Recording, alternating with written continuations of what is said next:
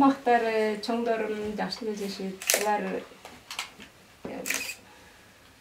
бирдей эле жешет, жейт тамактарын.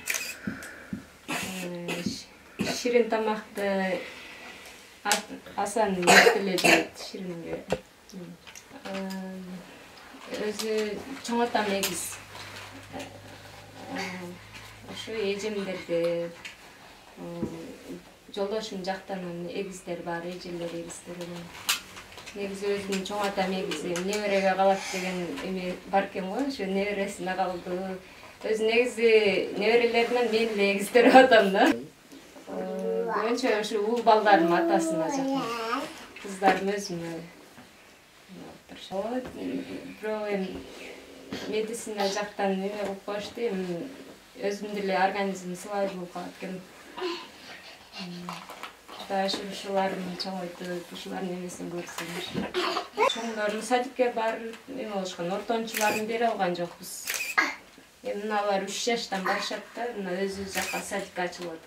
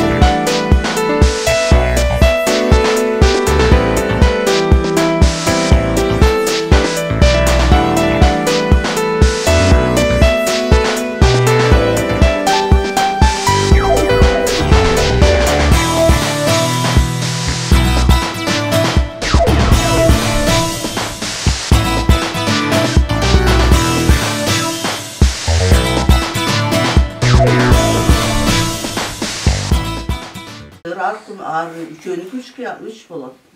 3 кыл болот. Мына сал жоошураак, аны митамыраак, наркы өтө шок. Ана кыздагы текилде керек, булашпабыраак. Булардын өздөрү деле бир кылды бирдей болбойт, бардыгынын кыялдары өз-өзүнчө башкача болот. Ошого карата келиним да ошого карап, ошолорду карап күнүгө тыкандык менен карап атат ушу. 2 уул. Бардыгы үйлөнүп, жайланып өздөрү менен өздөрү. Бул эми колумдагы балам да. Чоң балам үйлөнүп, башка жака бөлүп чыгарганбыз. Жашабыз ушундай.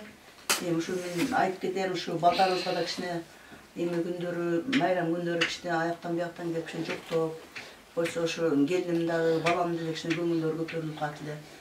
Жалганды ошол айыл өкмөтүбүздөн эми ошо 12 000 кыш берди, жыгач берди.